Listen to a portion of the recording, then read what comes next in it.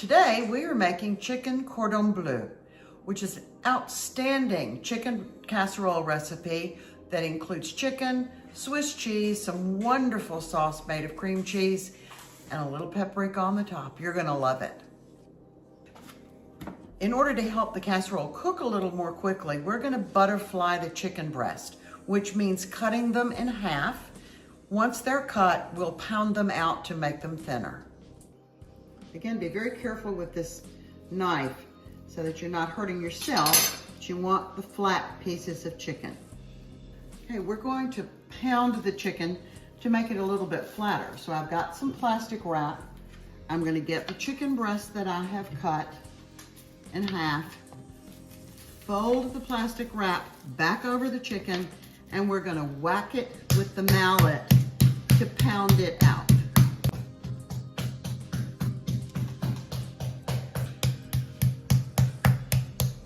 We're gonna spray the bottom with a little bit of spray, and we're gonna place the chicken breast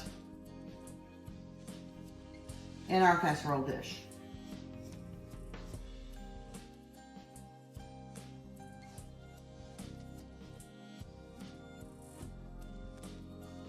All right, the next thing is to cube the ham. We have a ham slice that we're going to cut in small pieces, strips, and then we'll cut those strips into cubes to sprinkle over the casserole.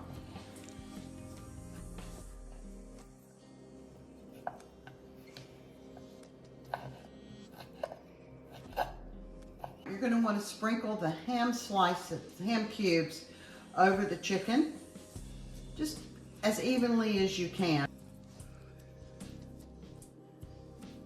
All right, we're ready to add the third layer. The third layer is slices of Swiss cheese placed on top of the ham and chicken. Oh, there's a hole in that one, a great big hole. We may want to cover that one up a little bit. In fact, let's tear this guy in half. Cover up that great big hole.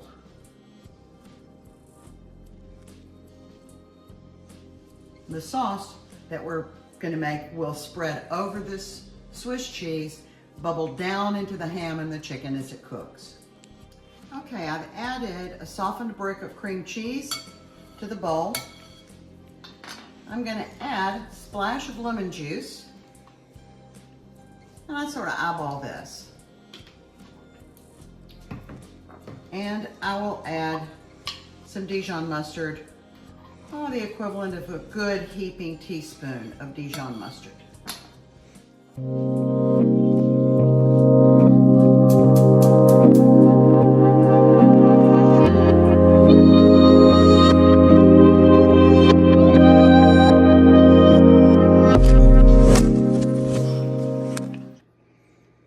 We've got some melted butter, about 4 ounces of melted butter that we're going to add to the cream cheese mixture to help loosen it some and make it a little smoother.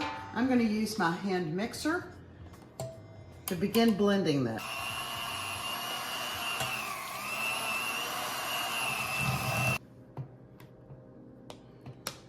To loosen this up, we're going to add some white wine. I've got a little bit of Pinot Grigio.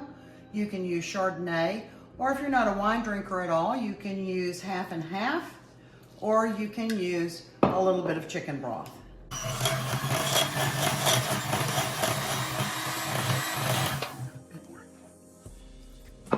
Now we're going to smooth the mixture over the chicken, ham, Swiss cheese, and use all of this wonderful sauce that we've made.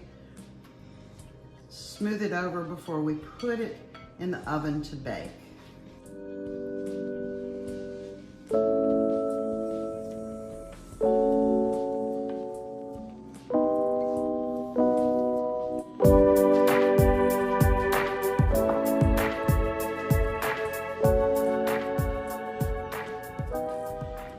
Our final layer is another layer of Swiss cheese. You see, I'm going to cover up some of these holes in the Swiss cheese. There's nothing wrong with holes in Swiss cheese, but let's just cover them up so that we've got a very flat surface. And to add a pinch of color, I'm going to take a little bit of paprika.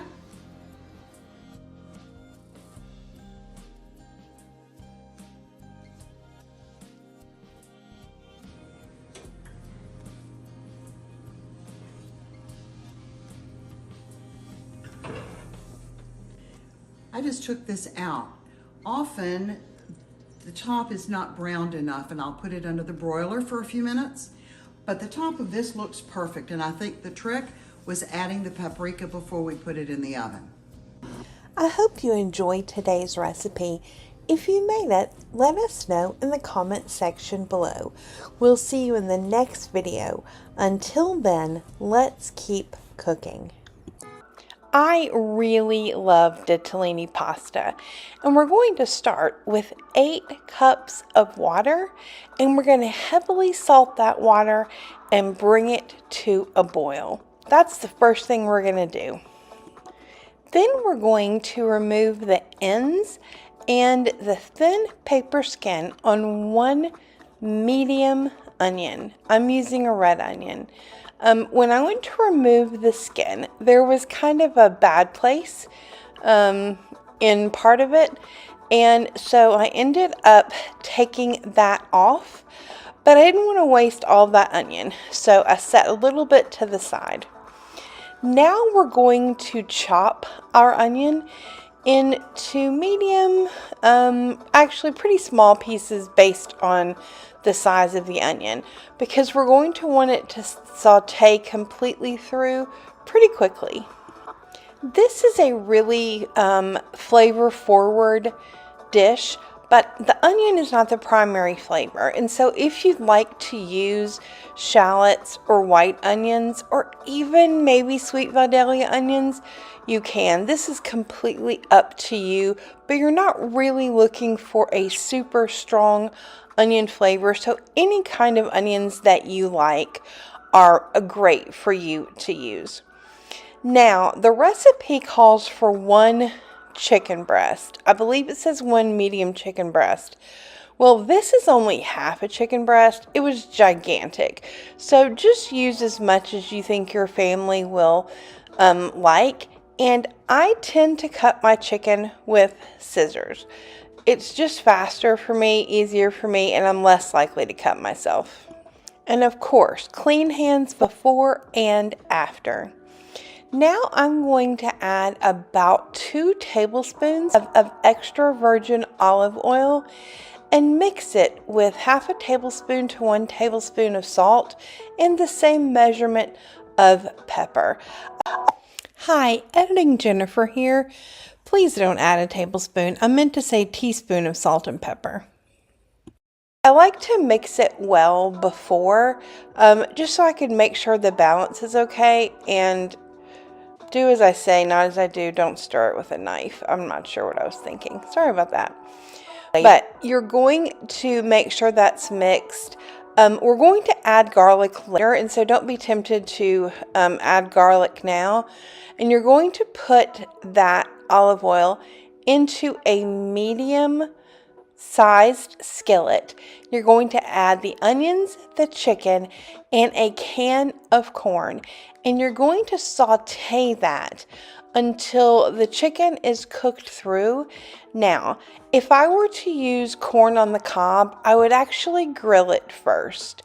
And if you want some color on your corn, you can always scald it a little bit before you add it to this.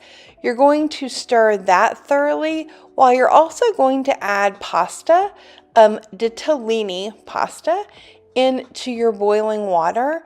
And you're going to stir that and keep an eye on it so that it doesn't stick to the bottom.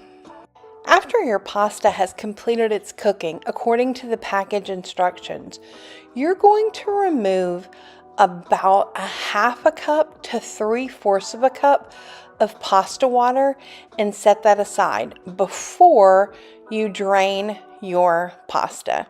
Then I'm going to drain the pasta, and now I'm going to move that, the bigger pot, over the heat. So that's the drained pasta over the heat.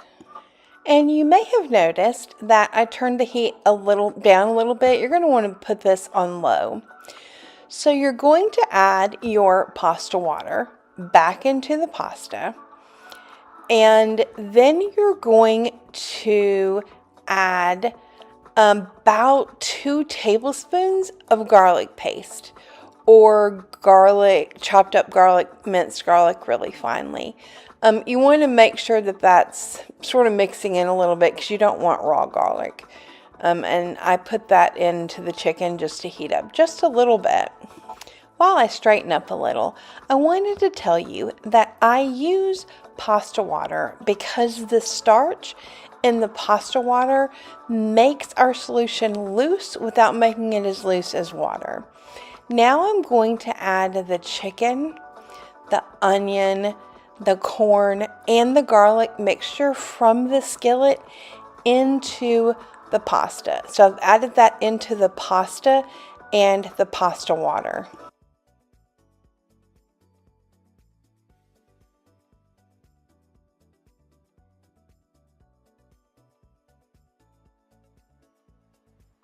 Now it's time to add the really fun stuff, the stuff that makes this pasta dish not very good for you at all. It's very rich, it has fantastic flavor. So the first thing I'm going to add is about a cup of shredded Parmesan cheese. You can also use shaved. You don't want to use the really small Parmesan cheese. This is to taste. I end up usually adding a little bit more. And you're going to want to mix that in so just you don't have a big chunk of cheese. And I was just adding a little bit more cheese into the mixture. And continue to stir, because if you don't, you're going to bite into a really big piece of Parmesan cheese. And you're wanting to get it as melted as possible into that pasta water, because the next thing we're going to add is heavy cream. And we're going to want to add that a little bit at a time and mix it so that we know how thin we want the mixture. I think that may be all I need to use. Let me stir it up a little bit and come back. Okay, I think everything is going to work out well with that amount of heavy cream. The last thing I'm going to add at the stovetop is about a cup to a cup and a half of ricotta cheese. Now, I've made this so much, I just sort of eyeball it. But if you want to measure, I would use a cup to a cup and a half. Maybe start with a cup. It's got a very bland flavor. I love it. I know there are some people who don't love the texture, so keep that in mind. But once it's mixed in, it doesn't have that gritty texture. All right, so now we're going to let that sort of sit on the stove on a very low simmer, and we're going to chop the toppings.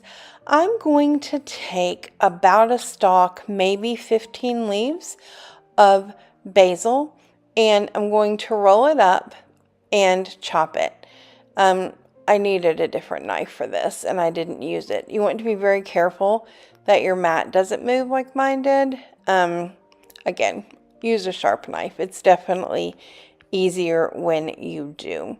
So you're just going to want to chop that, rough chop it, but pretty small, because you're going to put some in the mixture, and then you're going to use some to top the ditalini pasta. And if you love basil, use more basil. After you chop the basil, we're going to chop some cherry tomatoes. Now, I like to use the bright red kind. If you want to use heirloom tomatoes that have different color, absolutely do. I just kind of like the way the bright red stands out on the dish, because it can be a little bit monochromatic without adding those. So I'm going to want to chop maybe 10 or 15 cherry tomatoes, because again, a couple are going to be mixed in and the rest are going to be used for the topping of our ditalini pasta. All right, once those are ready, we're going to take our chopping block over to our ditalini pasta. Now, before we add anything, let's give it a stir. Make sure that the ricotta is mixed in well. Make sure that any remaining pieces of Parmesan are thoroughly melted into our pasta dish. And then we're going to add maybe half of the of the basil and the tomato to the pasta. You're going to want some for topping the dish. You don't want to add this too soon because it's going to make the pasta, the heat from the pasta is going to make the basil turn brown. Anyway, so you're going to want to mix that in, and then we're about ready to serve. Now, I love putting this in a big, bright yellow dish. And you're going to serve yourself the pasta. Maybe 1 spoonful or 2 would make a good serving for your family. I'm going to take a picture of this, so I'm going to put a little bit more in. This is a fantastic dish to take to someone who's sick or to have and freeze a lot of it. I tend to make a mess. I'm going to clean that up a little bit. But I tend to freeze this because it freezes beautifully, and it's a really hearty, fantastic dish, if a little bit complicated. If you make it, tend to make a mess. I'm going to clean that up a little bit. But I tend to freeze this because it freezes beautifully, and it's a really hearty, fantastic dish, if a little bit complicated. If you make it, let us know what you think in the comment section below. Thank you. See you soon. Thanks for visiting Got carrots and onions, and I went to the freezer and I had 3 containers of homemade chicken broth and a package of rotisserie chicken that I'm going to use to make some soup. Whoa. Yeah, again, I don't have very good knife skills, so you're just gonna have to forgive that. I sort of let things chomp all over the kitchen. I'm heating about 3 tablespoons of olive oil and maybe 4 tablespoons of butter. Butter gives flavor. Olive oil lets you have a little bit higher heating temperature without it smoking. And I'm gonna add the onion, the celery, and the carrots to the pot once they are all chopped so that they can cook a little bit before I add the chicken broth and the rice. This sort of cleans out my pantry drawer in the refrigerator and lets me begin to rebuild. And we're in Tennessee, and believe me, it's not going to be cool in Tennessee for at least another 2.5 or 3 months. But the temperature this morning was a little lower than normal, and that sort of brought to mind soup. And that prompted my decision to go ahead and clean the refrigerator out.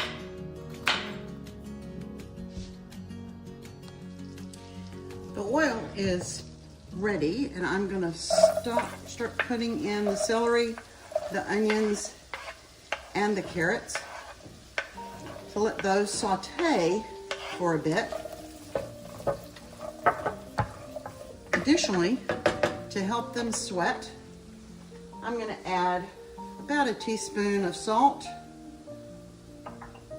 and I'll add a little bit of pepper at this point. That's just to enhance the seasoning a bit while they are cooking. This is over a medium-high heat. I will continue to stir until the vegetables have been cooked a bit. As the vegetables are cooking, I'm going to add some additional spices. I'm adding a teaspoon of dried basil, a little bit of garlic paste, maybe the equivalent of a teaspoon, not a lot, and this is about gone, so that's a good thing. I'm also going to add a half teaspoon of parsley, a half teaspoon of oregano, and a half teaspoon of dried mustard. And we'll stir that in as well. I'm also going to add at this point about 3/4 of a cup of white rice. We're going to let it brown a little bit as well before we add the chicken broth. The rice will cook in the chicken broth. Because the chicken is pre-cooked, I'm not going to add it until after the vegetables and the rice have been completely cooked through, and then I'll add the chicken. The rice has browned a little bit. The onions and celery are pretty well cooked. The carrots are not, but they'll heat up. We're going to add the chicken broth. And this is homemade chicken broth. I took it out of the freezer, defrosted it, and I'm going to add it. I can get the top off. Great day. Oh, there's still a little bit of ice in the middle. Oh well, that'll melt.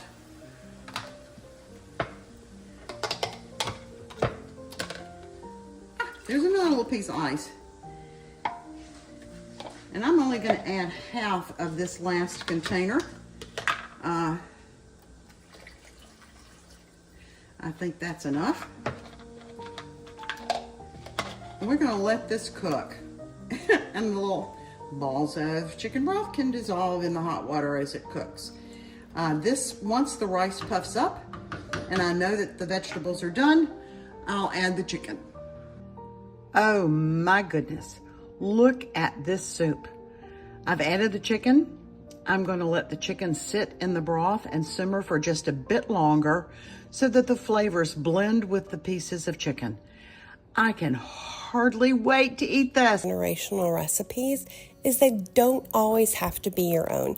This recipe comes from one of my mom's closest friends, a great friend to our family. We're going to begin by adding 1/3 cup tarragon vinegar to a jar. If you don't have tarragon vinegar, we've included a recipe in the description box below for you to make your own. We're also going to add 2 teaspoons of Lowry seasoning salt and 2 teaspoons of paprika. I also noticed when editing that I don't have the footage of us adding 2/3 cup vegetable oil to the mixture that we're shaking here, so make sure that you do that. I'm sorry about that.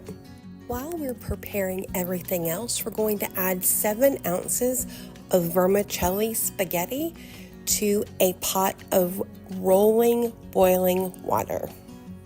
Now we're going to chop 4 stalks of celery and 5 green onions. Now, I've already started some of that, but when we're finished, we're going to add those to a bowl. There are so many really great things about this recipe, but one of my favorite is how well it keeps. I find it's actually better the second day because all of the flavors have had time to meld, and it's served cold or at room temperature. One of the places I always bring this recipe to is on election day. I usually am a machine operator, and for the election safety, we're not allowed to leave. And so we bring our own food for breakfast, lunch, and dinner. And I always bring this to share, and it's a huge hit. I love this recipe the way it is, but if you would like to make it a little more colorful and potentially change the flavor, you could add some purple onions or some shallots or some tomatoes just to make it visually more interesting, because there's a lot of green color in this, but I love the flavor the way it is. It's really good. As I continue to chop the onions, I want to tell you that in this particular recipe, in a few minutes, we'll be using rotisserie chicken. You can also make your own chicken I would salt and pepper it a little bit and then shred it. It's just easier to use rotisserie chicken, and I don't think it particularly changes the flavor at all, but that is completely up to you and what your preference is. Now we're going to chop 3 pounds or approximately 3 pounds of chicken. If you cook it, you're going to want to shred it to whatever size that you want. I like mine with kind of bigger chunks or cuts of chicken in there, but if you don't want that, or if you want to put less chicken or more chicken, it's really completely up to you. You just may want to consider how the equivalents of the other seasonings affect that, but 3 pounds is a pretty good number of pounds for this recipe. Now we're going to add the chopped or shredded chicken to the bowl that contains our green onions and celery, and set that aside while we work on our next recipe element. Now we're going to make dressing for the entire chicken spaghetti. What we made previously is going to go on the warm noodles. When they come out of the water, it'll make sense. Just keep watching. So to a bowl, we're going to add 1/3 cup mayonnaise. To that, we're going to add 1 tablespoon of lemon juice, 3 tablespoons of dried parsley, and 1 teaspoon of garlic salt. Now you're going to add 2 tablespoons of creamy Italian dressing. While this is not sponsored, we prefer the Olive Garden variety. And then you're going to add dill, oregano, dried oregano, and lemon pepper to taste. Now let's whisk all of the ingredients together really well, especially because we've got some maybe a little bit stronger flavors, especially the dried oregano, and you want to make sure that that's combined thoroughly. I'm going to use a whisk. You can also use a spoon. All right, we're going to set that aside, and then we're going to drain our pasta and put it back into the pot. And while it is still warm, and it is very important that you do this while it's still warm, you're going to shake the initial dressing that we made, pour it over the pasta, and stir it well. If you don't do this when it's warm, the pasta doesn't really absorb the flavors, and it definitely completely changes the taste and texture of the dish. Now let's stir in the mayonnaise-based dressing that we made earlier to the chicken and the green vegetables. And go ahead and stir that thoroughly and make sure that it is combined well as the spaghetti noodles and the sauce are sitting to the side, allowing that spaghetti to soak up the flavors of that sauce. Now I prefer, actually I don't. I was about to say I prefer to use fewer dishes, but I don't. I tend to be a disaster in the kitchen like my grandmother. When I cook, there's stuff everywhere. So let me say it is better to use fewer dishes because it's fewer dishes to wash.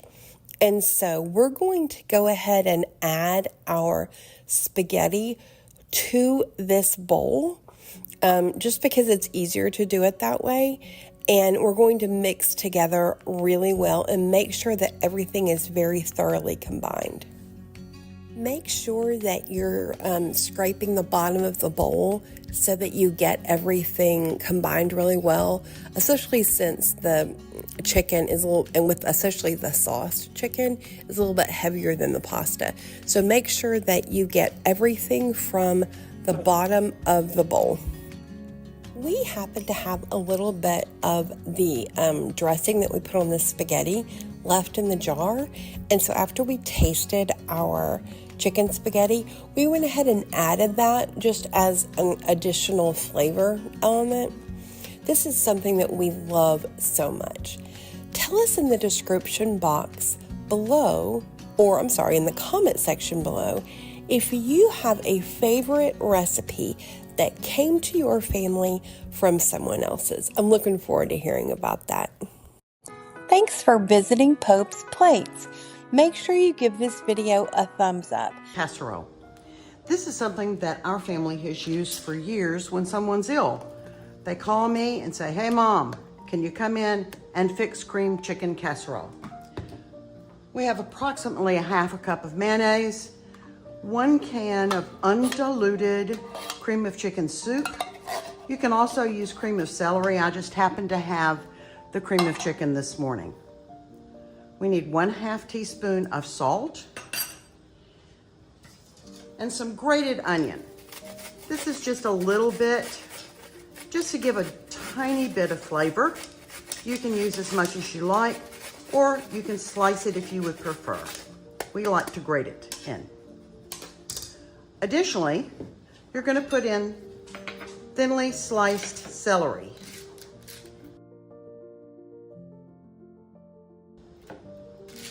This gives it a little bit of crunch to the dish. This dish is not particularly colorful. It's very good, but it's not very colorful. So adding a little bit of celery makes a big difference to the way the dish actually looks when it's prepared.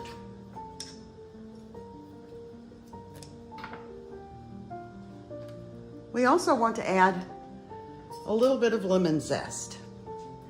That's the bright yellow part of the lemon. You don't want to get into the white, which is the pith. That, unfortunately, is a little bit bitter and would alter the flavor significantly, so you don't want to do that.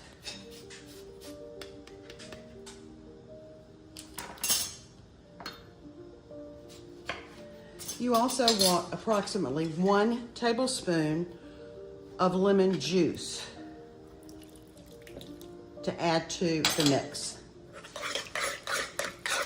Stir that, mix it well.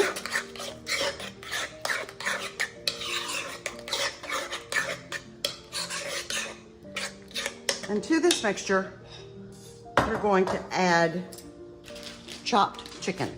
Now I've used rotisserie chicken, but you certainly can bake your own and then chop it or shred it. I choose to chop because it makes the bites just a little bit easier to manage.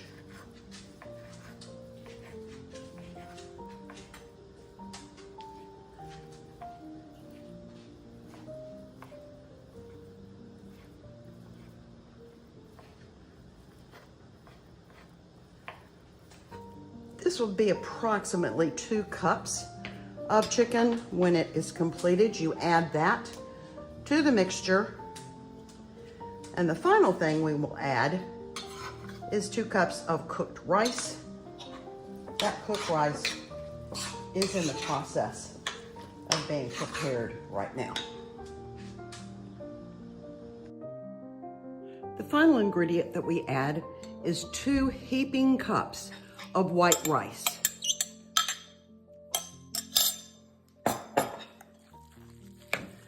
Stir really well to combine to make sure that the rice is covered by all of the sauce. An additional addition that I put in, although this is certainly optional, is a 1/2 cup of slivered almonds. It gives just an additional crunch to the casserole. If you don't like nuts, then absolutely don't add them. That is purely your choice. When it's combined, we're going to put the casserole into our baking dish.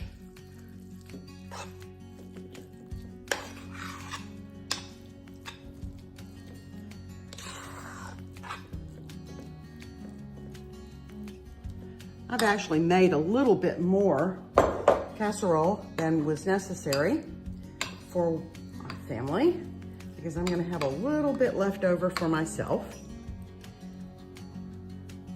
Before putting in the oven, you're going to use about a 1/2 cup per casserole, or a full cup, if you'd rather, of panko breadcrumbs. This will give the top of your casserole a little bit of a crunch when it's heated. You put it in a 350 degree Fahrenheit oven until the top is bit crunchy and brown. Remember, this whole casserole is already pre-cooked, so you're just heating it through. Tell us in the comment section below what your family go-to recipe is when you're not feeling good. Thanks for visiting Pope's Plates. Make sure you give this video a thumbs up. Today on Pope's Plates, we are going to make a family favorite, balsamic chicken. So the chicken that I am cutting up was actually still kind of frozen when I started to cook. And so I cut it with a knife, kind of in some uniform shapes. I don't always do that. Most of the time it isn't frozen when I cook it, and so it doesn't have to saute as long, but we'll get to the sauteing part later. You're going to want to cut your chicken. You can also use pre-cooked chicken. You're just not going to want to put it into the dish until closer to the end, but we'll get to that part later. Now, this is a recipe that's pretty versatile, and so I usually, for 2 people, make 2 small chicken breasts or maybe a cup and a half of chicken. You can make however much you like. It's completely up to you. If you make more chicken, you're going to want to add more balsamic vinegar. I tend to, when I use cooked chicken, make a marinade of, I would say, half a cup of balsamic vinegar and 1/4 of a cup of olive oil. And I put it in a bag and let it sit while I am preparing the rest of the ingredients. There's obviously a better way to do this, and I'm not sure why I chose to do it this way. Usually I put my chicken into a cup and then put it into a larger Ziploc or storage bag. I don't know why I didn't do it this time. But what you're going to want to do is, once everything is combined, you're going to want to seal the bag, getting out as much air as you can, and then shake it a little bit so that each piece of chicken comes into contact with the marinade. Depending on how long it's going to take you to do everything else, you're probably going to want to put the chicken back on the refrigerator to marinate, because the onion does have to sweat for a while. So I would go ahead and do that. And then you're going to prepare your onion. You'll see that I'm using 1 medium red or purple onion. You can use whatever kind of onion that you like. I prefer red onions in really anything that I make for the most part. Just make sure that you use an onion that is kind of strongly flavored. And so you're going to want to avoid using a shallot, because this recipe doesn't have many ingredients and we want the onion to stand out. Because I have a cut on my finger, I am not using the best knife skills. Ironically, I have a cut on my finger because I was also not using the best knife skills earlier. Please be careful. Please do as I say and not as I do, and be really careful when you're cutting. Make sure that your fingers are pulled back better than mine were here. So you're going to chop and dice both halves of the onion. Now we're going to add, I would say, again, depending on your preference, maybe a cup and a half of sliced or largely diced button mushrooms. Kind of, you're looking for a mild flavor. So button mushrooms, or I guess if you really love mushrooms, you could use something like a small portobello, but I like button mushrooms, white mushrooms. And like I said, you're going to either slice them or make a large dice. In a medium-sized saucepan over medium to medium-high heat, you're going to add about 1.5 tablespoons of olive oil. And then you're going to add the chicken that's been marinating in the balsamic vinegar and the olive oil. Once all of that is coated, then you're going to add your onions. This has absolutely nothing to do with the recipe, but notice my dog Charlie, who is just desperately hoping that we drop something or give him something. Onions are not safe for dogs. I'm not going to give him balsamic vinegar. We don't give him people food except for cucumbers, but I just wanted to point him out. He's so cute. Now, while the chicken and onion are cooking, we're going to bring some water to a boil. Now, you want to follow the package instructions on your egg noodles, because if you have wide or narrow, the cooking time is different and the amount of water that you're going to need is different. Make sure that you salt your water. One thing that Ina Garten says is to salt it so that your water tastes like the ocean. I don't think I put in that much salt, but it definitely adds to the flavor later. Once your chicken and onion is cooked, I would say about 3/4 of the way through, or your onions begin to be translucent but aren't quite translucent yet, you're going to add your mushrooms and your chopped garlic. Now, one thing that I don't love in this, but most of my family do, are sugar snap peas. I would also add them around this time. They don't take very long to cook, as the same with the mushrooms and the garlic. I'm not a huge fan of that, but it's prettier when you add them. Once your pasta has completely cooked and drained, you're going to add it back to the pan, either over really low or a warm pan that's not on, and you're going to add your butter. Now, this is one of the things that makes this dish fantastic, is that it has a lot of butter. It also makes it not very good for you. But you're going to add that in, and as a little hint, if your chicken and onions are taking a little longer to cook, if you cover it, it will make it cook a lot faster. At this point, you're going to want to add your chicken, onion, mushroom, and snap peas into your butter and egg noodles so that they combine well. And then, depending on how much you like balsamic vinegar, and I love balsamic vinegar, you want to add a little bit more. I added probably another half, maybe 1/4 of a cup. And I used to make fun of chefs for saying this all the time, and I'm not a chef, but I used to make fun of chefs for saying this all the time. But when they would say, use a good balsamic vinegar, I never thought it made a difference. And in some things, I don't think it makes a huge difference whether you spend a lot of money or get a really organic brand. But good balsamic vinegar is the key to this recipe. I use organic balsamic vinegar. As long as the thicker, the better. I just love balsamic vinegar. I like to top my balsamic chicken with shaved Parmesan cheese, add a little salt and pepper to taste. This is a great meal that goes a really long way. Thanks for visiting. Adding 2/3 cup of mayonnaise and 1/4 cup of sour cream. Now, obviously, I am eyeballing this. This is not a really specific recipe, but you do want to get it as close as possible. So if you want to use a measuring cup, absolutely do.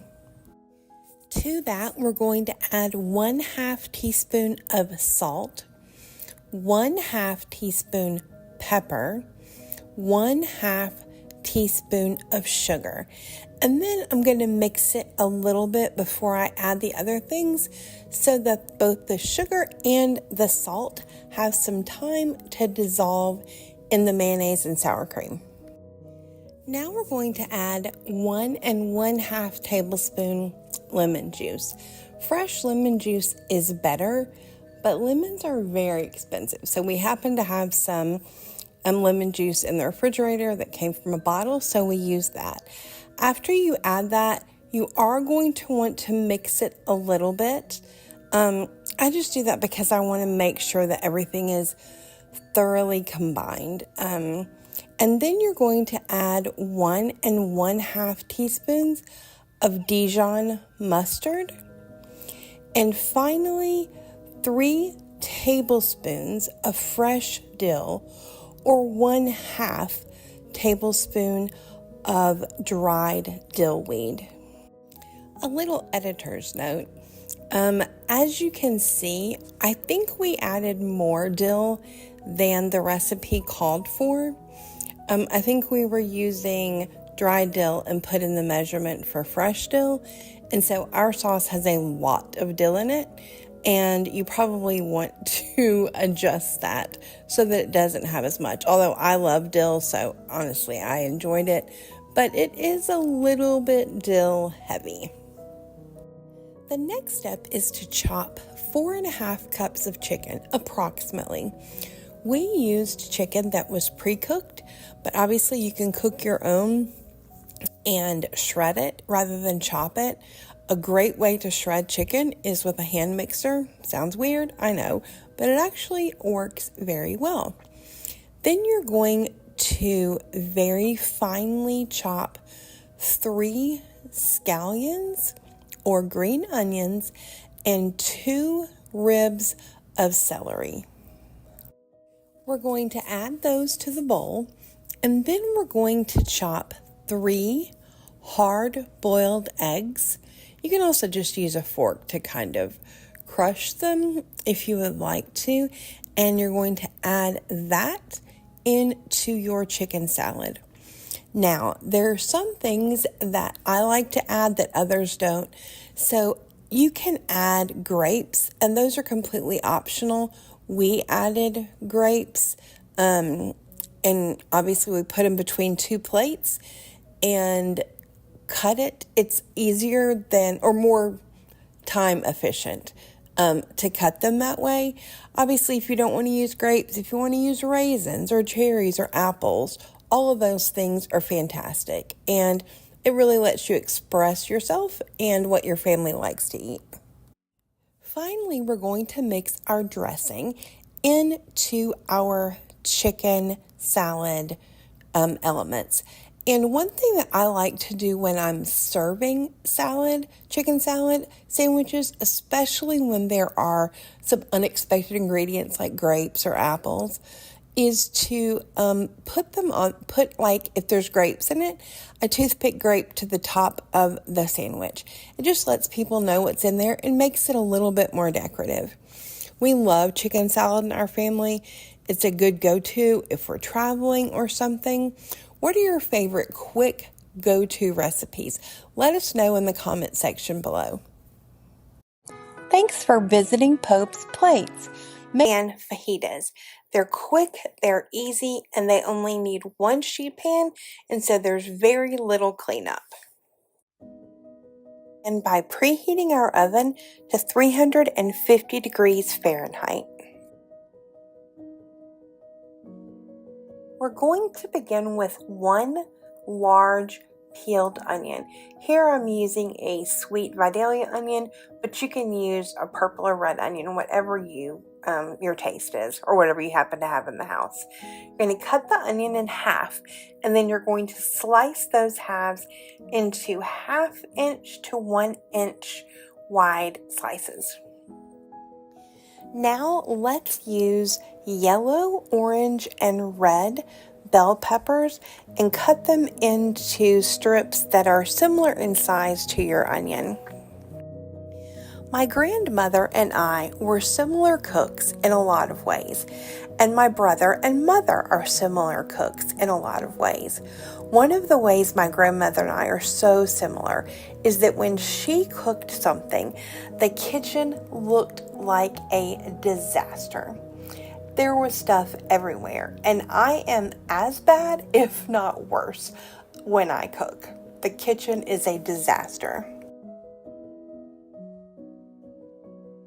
You're going to add half of the total, or 1/2 tablespoon of fajita mix and olive oil to your vegetables, and I will link the recipe for the fajita mix in the description box below.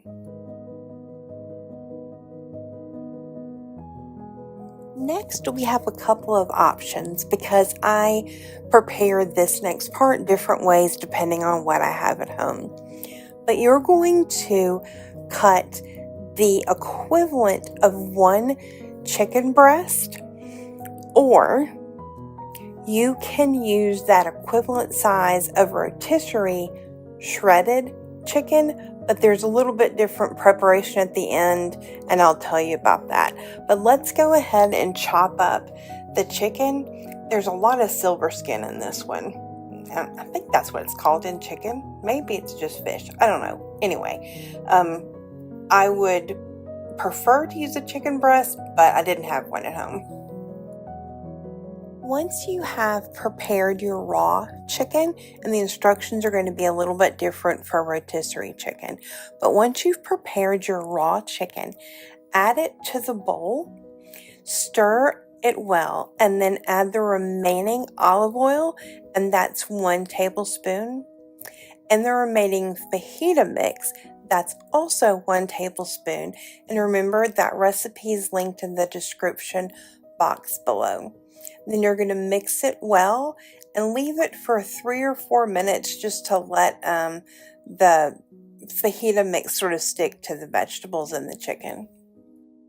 We're going to put our entire mixture on a parchment-lined baking sheet and put it in the oven at 350 degrees for about 25 to 30 minutes. If you're going to use rotisserie chicken and it is already hot, you're just going to shred it and sprinkle it with fajita mix and serve it.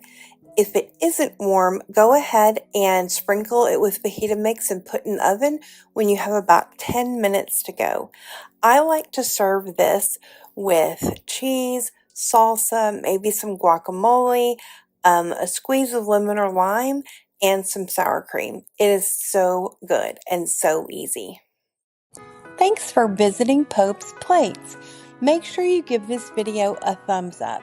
Click the notification bell so that you'll know when we have new videos available. And make sure you subscribe to our channel if you haven't already. Until I see you again, let's get cooking!